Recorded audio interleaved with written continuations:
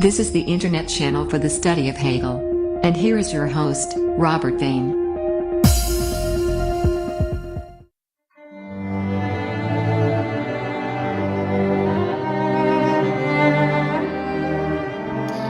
Yeah, are we ready for the Grundlinien der Philosophie des Rechts from 1820? That's the big one. That's are the classes that Hegel taught on this subject, and that is the real text that we are going to deal with.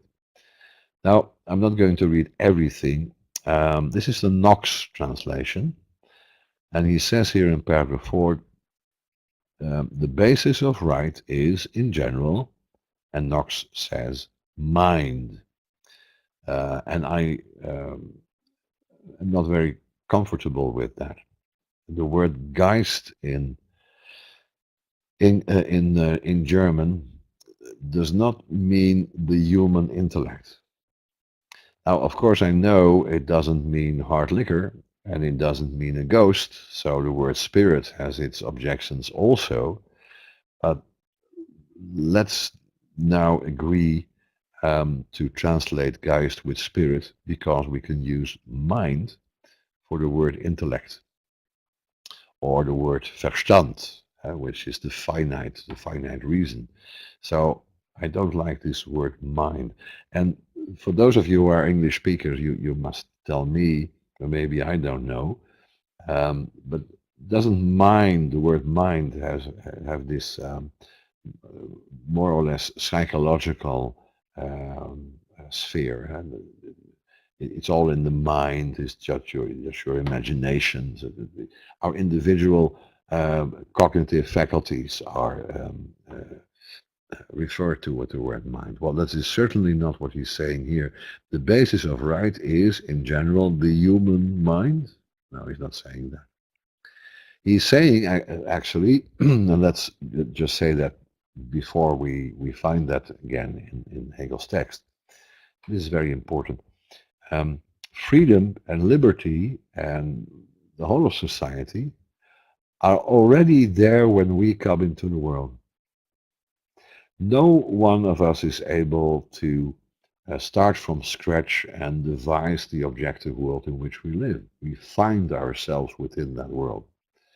So we might be able to recognize that world as something that very deeply belongs to us and is reasonable, so that we can understand it, but we're not able to be the origin of that world. Something has gone before us, and that goes not just for me, that goes for everyone in this society. You are listening to Robert Vane's Hegel podcast. That might mean that something like freedom or liberty is actually the thing that is going on, the thing that has created this modern society. It has been contributed to by everyone as a person, as an individual, but what is going on is much more than the sum of all the actions and opinions of the people involved. It is as if the idea of freedom causes our society to grow in freedom, does something to us when we recognize and understand the concept, as if it is a power in itself. The history of modern society is not the history of someone constructing on the basis of a theory a society. It's a more or less organic development. Whenever people tried to construct a society on the basis of a theory, something went awfully wrong. You see that in China, you see that in communist Russia. There was no organic development. Apart from maybe the American Revolution, because then, of course, in the Constitution, the principles of the French Revolution were drawn out and put into a constitution, and that seemed to be something like a constructed society on the basis of liberty. Hegel doesn't acknowledge that at all. but of course he knows only the United States from afar and only in its very early stage. Um, so he doesn't have much to say about the United States.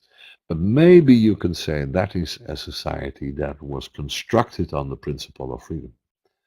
I will talk about that some time later, but let's say the basis of right is in general spirit. So this more than individual power that works through history, constructs societies, uses the human intellect to do that. Maybe use those intellects to form the American society, but that is the basis of all these institutions that exist in the United States or in England or in Holland.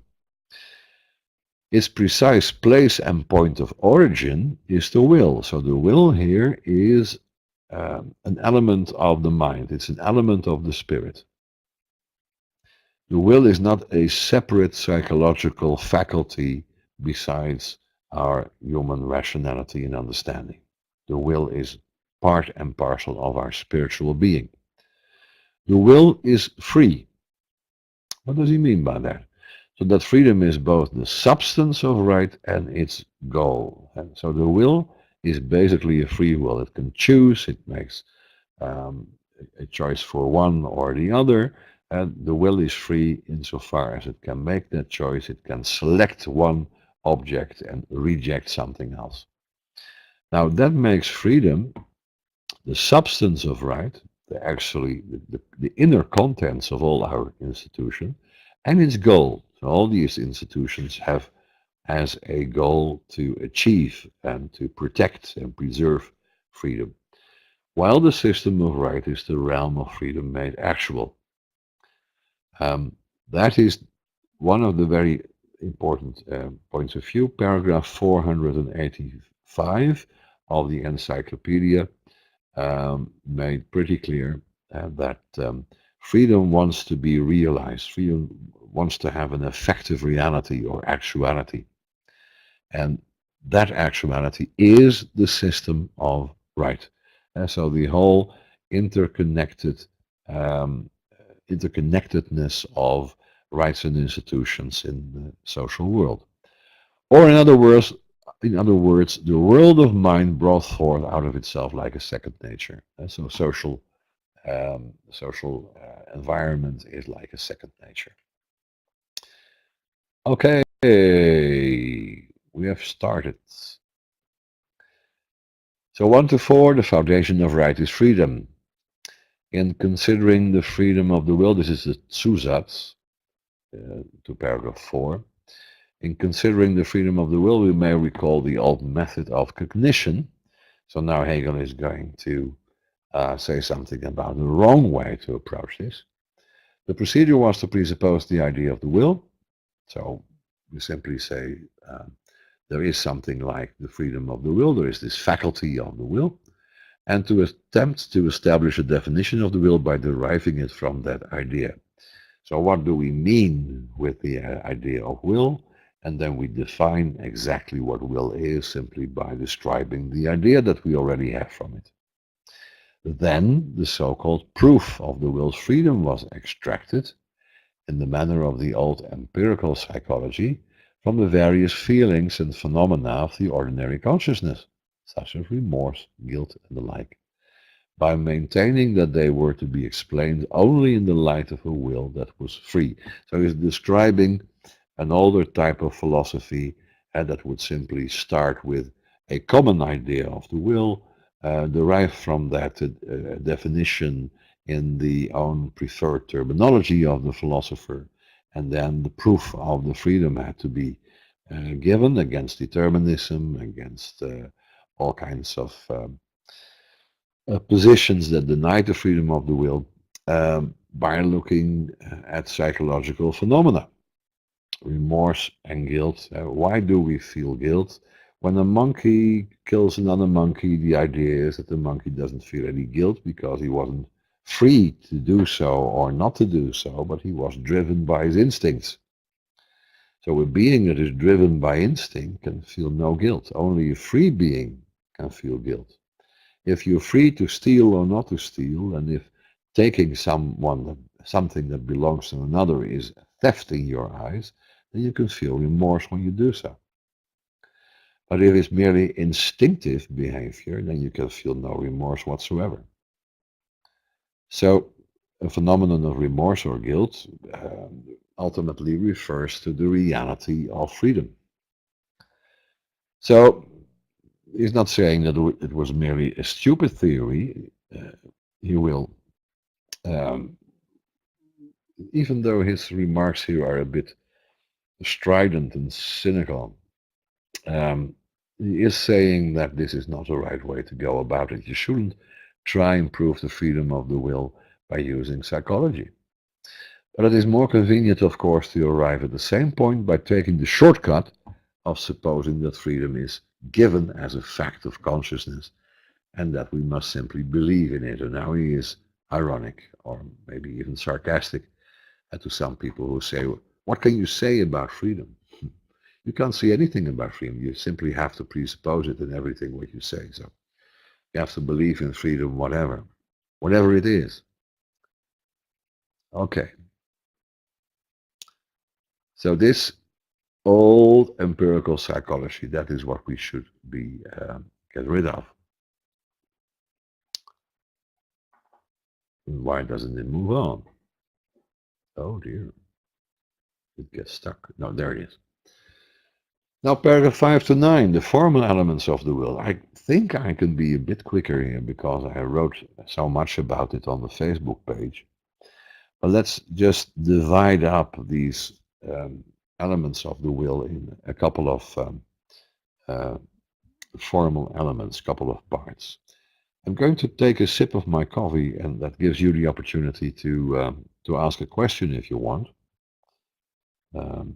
We are now into slide number 13, so maybe you have a question, or everything is clear now?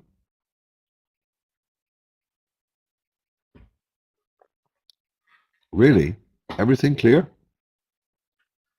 You agree with everything I said? That will be something new.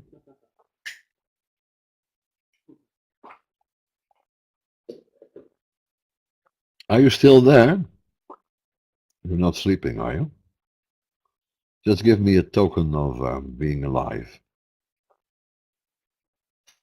You are listening to Robert Vane's Hegel podcast. Thank you. Thank you. No questions?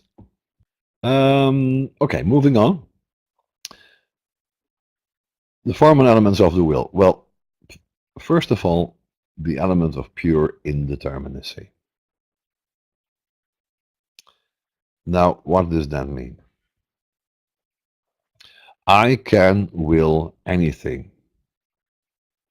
So every restriction that might be there in reality, every content that I find in nature, I use this awesome example of a cup of coffee in my Facebook note. Very existential for me, of course. I was drinking coffee at the time. But it doesn't matter what you're talking about. You could talk about wanting to free the nation or cure cancer or whatever. There is no restriction, no content that at first presents itself as necessary to the freedom of our will. That's important because this is the opposite of what we will ultimately find, that freedom has a necessary content, that it finds in itself its own necessary object. Freedom must will itself. Now here Hegel says, first of all, in the concept of the will, we have pure indeterminacy. If you say, I want, I do not immediately know what it is you want, why you want it, how you will go about achieving it or acquiring it or whatever. I'm not sure. I know for myself and for others that this wanting, this volition at the level of wanting something, will be dictated to me by my needs. My thirst will say, I want coffee or I want water. My desire will say, I want that beautiful red thing, or my impulse will say, I want to kick the ball in that direction, or whatever. So, insofar as my will has an object, that object comes from somewhere. I seem to be very free in choosing. I can choose between one or the other. But I'm not so sure that I was truly free in choosing what choice I was going to think about. If I say, for instance, I have to choose between a cup of coffee and a cup of tea, well, that suggests to me that I already have thirst. And that thirst drives me, without me having a choice in that respect, that thirst drives me to make a choice either for coffee or for tea, right? Are you getting this? So there is, on the one hand, this what he calls the dissipation of every restriction in every content. I can will, I can want anything, but yet in a given situation where I have to choose, or where I find myself wanting this or that, the this or that I want is not the product of my freedom, it's the product of my desires and impulses. So at the same time that I talk about the pure, indeterminate, absolute freedom of the will, I'm also talking about the force of my needs, desires, and impulses, and the fact that objects in nature, like a cup of coffee, which is, of course, it's handmade and etc., but it's still a natural object, the liquid and everything. That is simply there for and invites me to want it or not want it. So what is there is actually, that's the final sentence, this is the unrestricted infinity of absolute abstraction or universality, the pure thought of oneself. What do I want when I want something? What is there substantially? What is there basically? Well, there is this I that wants something. And the something can easily be placed between brackets. That's a variable. That's a variable that is not fully produced by my desire, produced by my freedom, but actually is presented to me by my needs and desires. So what is freedom? It's the fact that in every act of wanting something, I can reflect upon myself and say, well, it's I that am doing the wanting. I want this cup of coffee. This cup of coffee is not the cause of my wanting it. So I can return unto myself, abstract from the cup of coffee, and in reflecting upon myself, determine I am doing the wanting. That's the main thing. I, the subject of my volition, am doing the wanting. That's what I can do in every act of volition, whether I want a cup of coffee or anything else. You're listening to Robert Vane's Hegel podcast. Freedom is a choice, but it is first and foremost the discovery of an ego that has this power of wanting something. And in actual fact, that's the only thing that is there. On the other hand, when is this ego present and concrete? Only when it has an object. If I'm sitting here just staring out of the window and I'm not wanting anything, I do not feel my power of volition somewhere in my body or in my mind. There's no reason to experience my will unless I want something. So, but I'm talking ahead of time because Hegel will say that later on. Let's move on a little bit. This is the choosing. At the same time, the ego is also the transition from undifferentiated indeterminacy, that is the I that is doing the wanting, to the differentiation, determination, and positing of a determinacy as a content and object. I want the cup of coffee. So there is the I that is doing the wanting, but the I is only doing the wanting if it has a concrete content and object. So when is this I wanting anything? When it's wanting something. When is this free will willing something? When it's willing this something. No, I'm not saying that correctly. When is this free will willing anything, question mark, when it wills something. So when is it there? Only when it has an object. Now further, this content may either be given by nature, like the cup of coffee or the apple, or engendered by the concept of spirit. Concept of spirit. He means to say, because that is what Hegel says, and he doesn't say it in his translation, there is a spiritual perception or imagination. And let's say I want to put the apple on the cupboard because I want to protect it from others who might find it and eat it. I want to keep it for myself for tomorrow. That's a very complicated act of volition, or a series of acts of volition. Now that's a concept of the spirit. That's a spiritual idea. I want to keep this for myself and to have the apple out of the way so that others can't find it, etc. So this positing of itself as something determinate, because that is what happens when I want the cup of coffee. This I that is doing the wanting is being determinate. It's becoming determinate. It's not just an I wanting anything. It's an I wanting this particular something. The will is now itself determinate. It's the cup of coffee willing free will. It's totally engrossed into this object. When you want something, you're not aware of a difference between the act of wanting and the thing that you want. It's the same way with perception. You're not aware of the fact that you're looking at a tree and at the same time aware of the fact that you are looking at something. Looking at a tree is this one act in which you as a subject that can look at something and the tree that is something that can be looked at are both combined into one activity. And the same with the free will. I want this cup of coffee. That means my free will is determined by it. I'm not usually aware of the difference between the act of wanting it and the thing that I want. When do I become aware of that? When I want it and I can't get it. I become aware of the fact that I want a cup of coffee when it's not there. When the coffee is already gone, or I can't get hot water, or there's no cup to be found, or in my case, there is no sugar in the house, because then I don't like it.